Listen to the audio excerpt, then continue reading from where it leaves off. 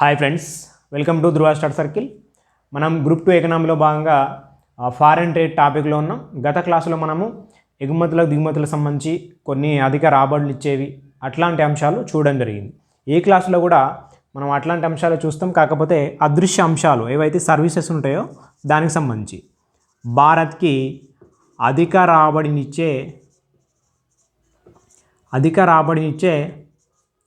అదృశ్య అంశాలు లేదా అదృశ్య సేవలు, వీటిని మనము ఇన్విజిబుల్ సర్వీసెస్ అని చెప్పేసి చెప్పచ్చు.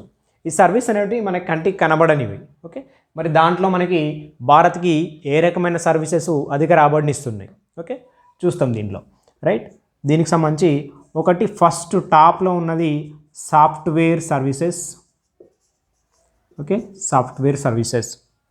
రెండోది మనకి బిజినెస్ సర్వీసెస్.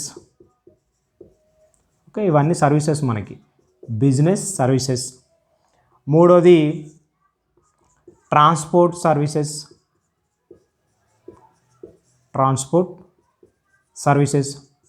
నాలుగోది టూరిజం సర్వీసెస్.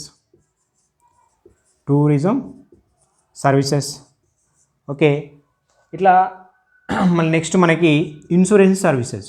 ఇవన్నీ మనకి సర్వీసెస్ సంబంధించి ఇన్సూరెన్స్ సర్వీసెస్.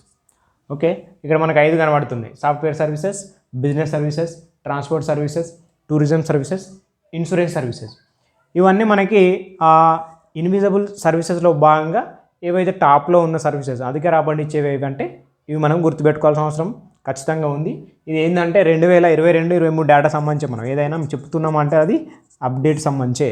సో ఈ 2022-23 సంబంధించి అయితే ఈ విధంగా మనకి అదృశ్య సేవల్లో భాగంగా అధిక రాబడిని ఇచ్చే సర్వీసెస్ అని ఉన్నవి. రైట్, అట్లా మనకి ప్రస్తుతము మరి భారత్కి ఎగుమతులకు సంబంధించి అదృశ్య సేవల్లో భాగంగా అదృశ్య సర్వీసెస్లో భాగంగా మనకి 4.1 వాటాతో మనకి టాప్ 10th ప్లేస్లో టాప్ 7th ప్లేస్లో ఉంది మనకి ఎగుమతులకు సంబంధించి. అంటే మనం ఏవైతే అదృశ్య సేవలు విదేశాలకు అందిస్తున్నామో ఆ విదేశాలకు అందించే అదృశ్య సేవల్లో భాగంగా మన భారత్ వాటా ఎంత ఉంది అంటే 4.1%తో పాటు టాప్ 7th ప్లేస్లో ఉంది అని చెప్పేసి చెప్పొచ్చు. అంటే మన సర్వీసెస్ అందించడం ద్వారానే మనకి రెమిటెన్సెస్ అనేవి వస్తాయి. అదేవిధంగా మనకి భారత్ దిగుమతులకు సంబంధించిన అదృశ్య సేవలు ఏవైతే ఉన్నాయో దానికి సంబంధించి 3.3% వాటాతో టాప్ 10th ప్లేస్లో ఉంది. టాప్ 10th ప్లేస్లో ఉంది. ఏవైతే అదృశ్య సేవలు ఇన్విజిబుల్ సర్వీసెస్ ఉన్నాయి కదా వీటిని మనము అందించడంలో భాగంగా 7th ప్లేస్లో ఉన్నాం. 4.1% వాటాతో ప్రపంచంలోనే దిగుమతులకు సంబంధించి అదృశ్య సేవలు ఇన్విజిబుల్ సర్వీసెస్లో భాగంగా మనకి 3.3%తో వాటాతో టాప్ 10th ప్లేస్లో మనం ఉండడం జరిగింది. ఇవి మనకి సర్వీసెస్లో భాగంగా. రైట్, నెక్స్ట్ మనకి మన సర్వీసెస్ మరి డెస్టినేషన్ ఎక్కడికి వెళ్తున్నాయి. ఓకే, ఇండియా యొక్క సర్వీస్ డెస్టినేషన్స్ ఎక్కడికి వెళ్తుంది, మెయిన్గా ఎక్కడికి వెళ్తున్నాయి అంటే సర్వీసెస్లో భాగంగా డెస్టినేషన్స్. ఓకే, అంటే మనం ఏ దేశాలకు ఎక్కువ సర్వీసులు అనేవి చేస్తున్నాం అని చెప్పేసి చూస్తే మనకి ఫస్ట్ USA. రైట్, దాంట్లో భాగంగానే మనకి కెనడా. ఓకే, మనం జనరల్గా చూసుకుంటే సాఫ్ట్వేర్స్ ఎక్కువ మంది ఎక్కడికి వెళ్తారంటే USA or Canada. Okay, so అందుకే టాప్ 1లో ఉంది ఇది మనకి. రైట్, రెండోది చూస్తే యూరప్. Right, Europe. థర్డ్ది మనకి ఆసియా. ఫోర్త్ మనకి ఆస్ట్రేలియా అండ్ న్యూజిలాండ్.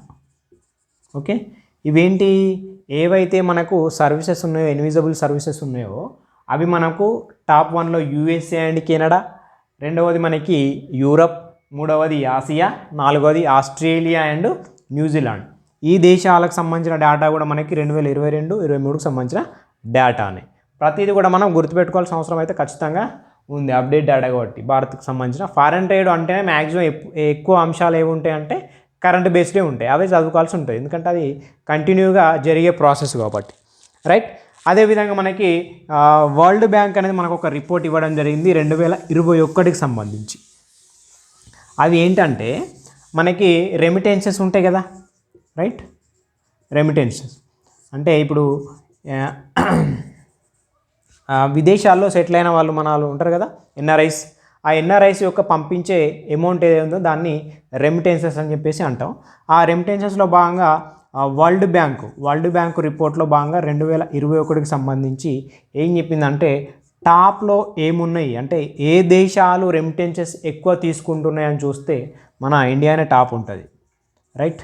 ఎందుకంటే మన ఇండియన్స్ లేని కంట్రీ లేదు, దాదాపు ప్రతి కంట్రీలో మన ఇండియన్స్ అనేవాళ్ళు ఖచ్చితంగా ఉంటారు విదేశాల్లో భాగంగా. ఎందుకంటే టాప్ 1లో ప్రపంచవ్యాప్తంగా జనాభాలో మనమే ఎక్కువ ఉన్నాం కాబట్టి మన జనాభా అనేది ప్రతి దేశానికి వెళ్తూనే ఉంటాయి, సర్వీసెస్ అందిస్తూనే ఉంటుంది. అట్లా రెమిటెన్సెస్ అనేవి మనకి టాప్లో ఉంటూనే ఉంటాయి. ఇది కూడా మనం చూస్తే 2022-23 సంబంధించిన డేటానే, రైట్. దాంట్లో భాగంగా నెక్స్ట్ సెకండ్ ఎవరు ఉంటారంటే China. Okay, next China and మనకి మెక్సికో కూడా ఉంటుంది దీంతో పాటు, చైనా అండ్ మెక్సికో. అదేవిధంగా ఫిలిప్పీన్స్. ఓకే, ఇవి మనకు 3 సరిపోతుంది. ఇండియా టాప్లో ఉంది, అదేవిధంగా చైనా అండ్ మెక్సికో సెకండ్ ప్లేస్లో ఉంది, ఫిలిప్పీన్స్ అని చెప్పేసి మనకి థర్డ్ ప్లేస్లో ఉండడం జరిగింది రెమిటెన్స్ విషయంలో, right.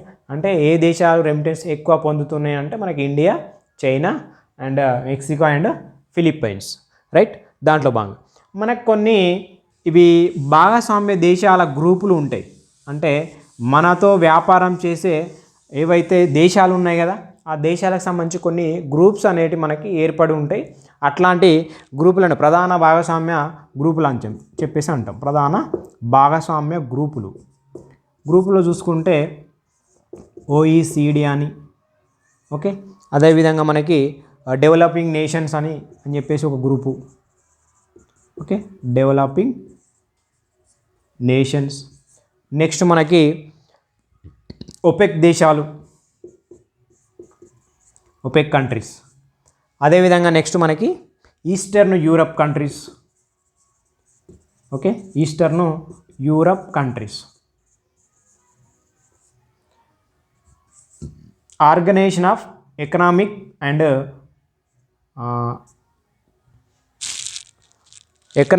Cooperation development, organisation of economic and cooperation development. OPEC అంటేనేమో ఇక్కడ petroleum and export countries, okay, organisation of petroleum export countries. ఇవి డెవలపింగ్ నేషన్స్. ఇట్లా మనకి ప్రధానమైన గ్రూపులు అనేటివి ఉన్నాయి. మన భారత్తో చేసే వ్యాపార భాగస్వామ్యంలో భాగంగా ప్రధాన గ్రూపులు అంటే ఇలాంటి మనం కొన్ని చూడాల్సి ఉంటుంది. OECD డెవలపింగ్ నేషన్స్, ఒపెక్ దేశాలు, అదేవిధంగా ఈస్టర్న్ యూరప్ కంట్రీస్. అదేవిధంగా కొన్ని ప్రధాన భౌగోళిక గ్రూపులు ఉన్నాయి. ఇవేమో ప్రధాన భాగస్వామ్య గ్రూపులు అయితే భౌగోళిక గ్రూపులు అంటే ఒక్కొక్క కంట్రీ కావచ్చు లేకుంటే ఖండానికి సంబంధించిన కొన్ని దేశాలు గ్రూపులుగా ఏర్పడి దాన్ని భౌగోళిక గ్రూపులు అని చెప్పేసి అంటాం. ఇక్కడ మనకి భౌగోళిక గ్రూపులు అంటే భౌగోళిక గ్రూపులు వచ్చేసి మనకి ఏంటంటే ఒకటి ఆసియా లేదా ఏషియానియా అని చెప్పేసి అంటాం, ఏషియానియా, ఓకే. రెండవది మనకి Europe union EU, okay, EU. మూడవది మనకి USA గ్రూపు, నాలుగోది ఆఫ్రికా. ఇట్లా మనకి ఈ భౌగోళిక గ్రూపులు అనేటివి కూడా మన భారత్ సంబంధించి ఏదైతే వ్యాపారం చేస్తున్నాయో వాటి యొక్క ప్రధాన భాగస్వామ్య గ్రూపులు అని చెప్పేసి చెప్పుకోవచ్చు. అట్లా భౌగోళిక గ్రూపులో చూస్తే ఆసియానియా, EU, ఓకే, EU అంటే యూరోపియన్ యూనియన్, అదేవిధంగా USA, అదేవిధంగా ఆఫ్రికా, ఇలాంటి దేశాలు ఉండడం జరిగింది.